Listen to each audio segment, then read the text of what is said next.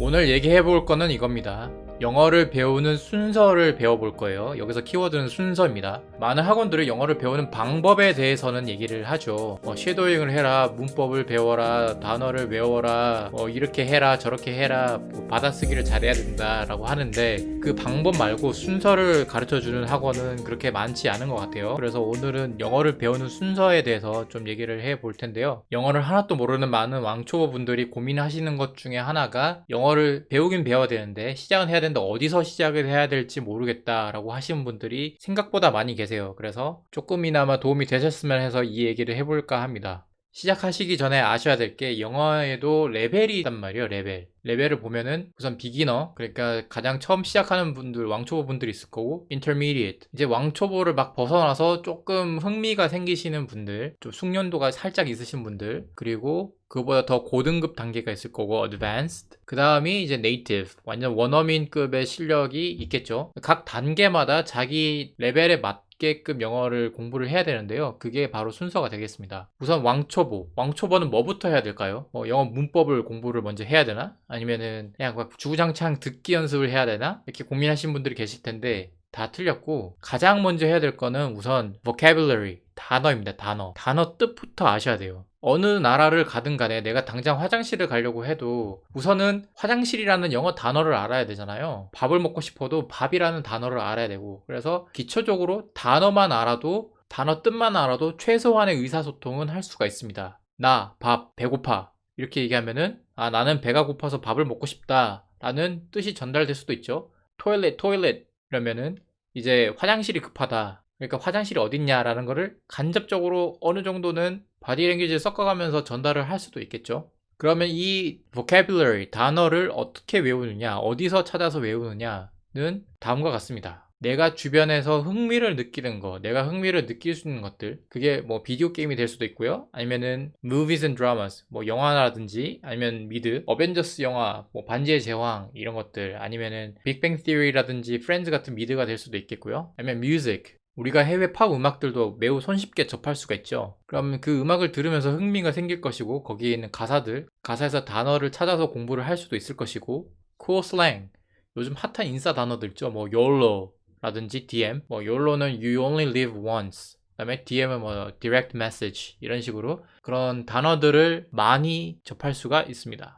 그래서 이 왕초보 단계에서는 가장 중요한 게 기본적인 단어의 뜻을 배우는 게 중요합니다. 단어 뜻만 외우세요. 뭐 문법 이런 건 전혀 신경 쓰지 마시고 단어의 뜻을 알아야지 상대방이 하는 말을 어느 정도 알아들을 수가 있습니다. 외국인이 나한테 와서 막 영어로 샬라샬라 얘기를 해도 그 전체적인 말은 못 알아들을 수도 있겠지만은 단어 몇 개만 그 중에서 골라 들을 수 있으면은 어느 정도 뜻은 알아들을 수가 있잖아요. 우리가 아까 화장실, 밥, 배고파 이런 것처럼 간단한 단어 몇 개만 알아도 의사소통이 되기 때문에 가장 중요합니다. 간혹 가다가 제가 제일 열받는 얘기 중에 하나가, 영어 강사라는 분들이 나와서 처음에는 무조건 뜻을 몰라도 무조건 그냥 들으래. CNN을 틀어놓든 미드를 틀어놓든 아니면 영화를 틀어놓고 단어를 몰라도 그냥 계속 틀어놓고 여러 번 들으라고 하는 거예요. 정말 멍청한 소리입니다. 그건 정말 잘못된 방법이죠. 내가 단어 뜻을 모르면 그걸 백날 들어봤자 전혀 도움이 안 됩니다. 그들이 하는 얘기는 갓난 애기들도 처음에는 무조건 다 들으면서 그렇게 배우지 않냐라고 하는데, 그 논리라고 치면은 원시인들이 예전에 불을 지필 때 막 나무를 비비거나 부싯돌로 불을 지피는 방법을 배웠다고 해서 나도 그렇게 불을 지필 필요는 없잖아요. 나한테 라이터라는 도구가 있다면 라이터로 바로 간단하게 불을 붙일 수가 있는데, 굳이 도구를 두고 무식한 방법으로 처음에 배울 필요가 전혀 없죠. 배울 수도 없을 것 같고,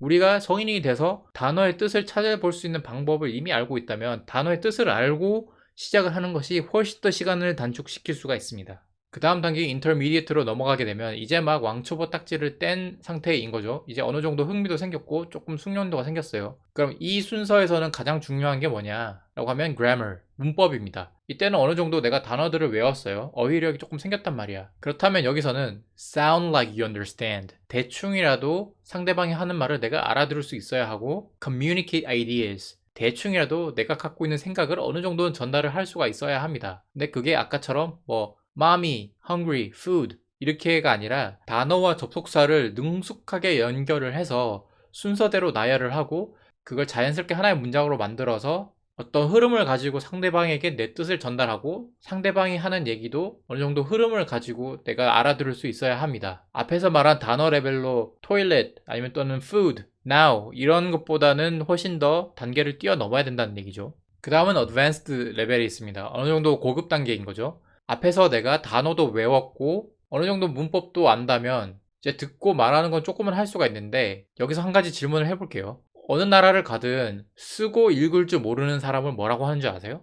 문맹이라고 하시는 분들도 계실 텐데요. 정답은 똥멍청입니다.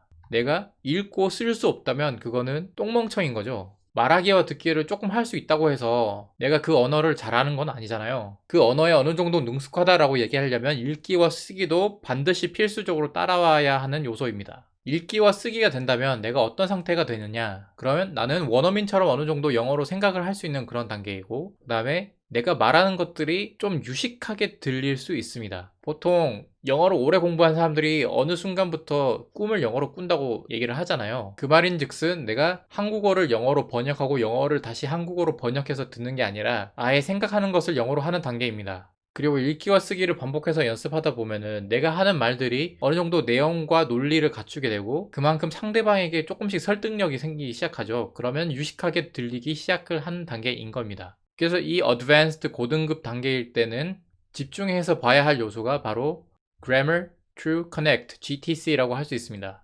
당연히 문법에 맞는 문장을 구사할 수 있어야 하고요. 그 다음에 내가 말하는 문장 하나하나가 true, 참이 돼야 되겠죠. 내가 말한 문장 자체가 문법적으로는 완벽한데 그 내용이 이상하면 안 된다는 뜻입니다. 예를 들어서 I have 4 arms and 4 legs 라고 하면 나는 팔이 4개 있고 다리가 4개 있습니다 라고 했을 때 이건 문법적으로 완벽하지만 전혀 말이 되지 않는 내용이죠. 그렇기 때문에 문법뿐만 아니라 내용도 한 문장 한 문장 다 참이 되는 말이 되는 문장이어야 하고 그 다음에 이 여러 문장들이 connect, 하나의 내용으로 문맥이 일치할 수 있도록 잘 흘러야 합니다. 예를 들어 I had pizza for dinner tonight, but you look ugly 라고 했을 때 이 두 문장은 전혀 연결되지가 않죠. 요약하자면 한 문장이 문법적으로 완벽해야 하고 그 문장의 내용이 말이 되어야 하며 그 여러 문장들이 모였을 때 문맥적으로 잘 흐름이 있어야 한다라는 뜻입니다. 마지막 단계죠. Native, 즉 원어민 단계입니다. 이 단계에서 집중해야 할 것은 바로 speaking입니다. 즉 말하기인 거죠. 원어민 단계가 되면 being understood, 상대방이 내 뜻을 완벽하게 이해를 할 수가 있고 understanding, 상대방의 뜻을 내가 완벽하게 이해할 수 있고 good pronunciation, 원어민처럼 발음을 잘 할 수 있어야 합니다. 즉 상대방이 못 알아듣는 일이 없게 발음이 아주 또렷해야 한다는 거예요. 이게 발음이라는 게 액센트와는 다를 수가 있어요. 액센트라는 말은 그 지역별로 우리나라도 사투리 같은 게 있잖아요. 부산 사람들도 발음은 잘하지만 부산에 억양이 있듯이 지역마다 억양이 있겠지만 억양과는 무관하게 발음 자체는 잘 해야 한다는 뜻입니다. 인도 사람들 발음 매우 알아듣기 힘들죠. 심지어는 유럽권의 프랑스 사람이나 독일 사람들이 발음하는 것도 매우 알아듣기 힘듭니다. 하지만 완벽한 네이티브 수준이 되면은 발음도 원어민처럼 상대방이 잘 알아들을 수 있어야 합니다. 이렇게 원어민 단계가 되면 내가 영어로 논리적인 사고를 할 수가 있고 내가 구사하는 영어가 완벽한 의사소통을 이룰 수 있습니다. 자, 이렇게 지금까지 영어를 배우는 순서에 대해서 알려드렸는데요. 이제 방법에 대해서 몇 가지만 꿀팁을 좀 제안을 드리자면 우선 매일매일 1시간씩은 꼭 공부를 하세요. 그게 어떤 것이든 좋습니다.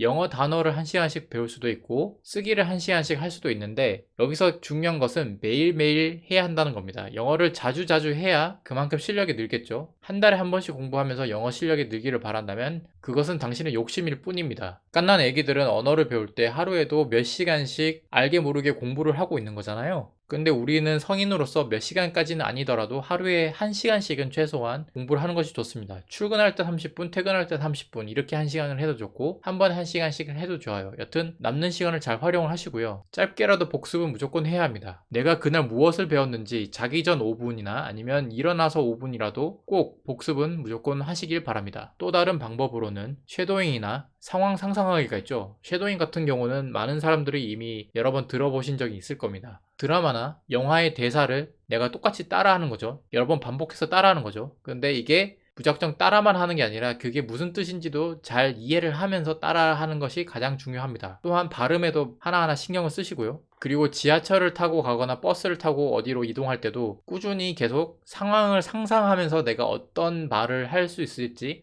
어떤 얘기가 오갈지에 대해서 상상을 하면서 머릿속에서 연습을 하는 것도 매우 좋은 방법이 될 수 있습니다. 그리고 하루에 영어 공부하는 목표를 꼭 세우세요. 내가 오늘은 말하기 연습을 몇 분을 하겠다, 아니면은 단어를 몇 개 외우겠다 등등 어떤 특정한 목표를 세워놓고 하는 것이 중요합니다. 운동할 때도 똑같죠. 내가 스쿼트를 오늘은 100개 하겠다, 내가 유산소 운동으로 조깅을 30분 하겠다, 내가 벤치프레스를 50개 하겠다 등등과 같이 목표를 세워놓고 운동을 하는 것처럼 영어 공부도 목표를 세워놓고 하는 것이 매우 중요합니다. 그리고 마지막으로 중요한 방법이 활용을 하는 건데요. 영어를 실컷 배워놓고 이걸 쓰지 않는다면 무용지물이겠죠. 내가 처음에 영어 공부를 시작할 때 왜 영어를 배우려고 했는지 그거를 가만히 생각을 해보세요. 영어를 배웠다면 그걸 써먹을 수 있어야 합니다. 여행을 가든지 아니면 외국인 친구랑 대화를 한다든지 이런 식으로 계속해서 활용을 하셔야 실력이 향상된다고 말씀드리고 싶습니다. 지금까지 영어를 배우는 순서에 대해서 좀 알아봤고요. 덤으로 영어를 연습하는 방법에 대해서도 몇 가지 말씀을 드렸습니다. 저는 사실 회사를 다니면서 퇴근하고 집에 와서 남는 시간에 영상을 만들거든요. 근데 제가 바라는 거는 우리나라의 많은 분들이 영어와 좀 더 친숙해지고 영어 실력을 향상시킬 수 있는 좀 도움이 되는 영상을 만들고 싶다라는 생각입니다. 앞으로도 자주자주 영어와 관련된 영상들을 올릴 테니까요. 구독과 추천을 눌러주시면 저한테 매우 많은 힘이 됩니다. 감사합니다. 행복한 하루 되세요.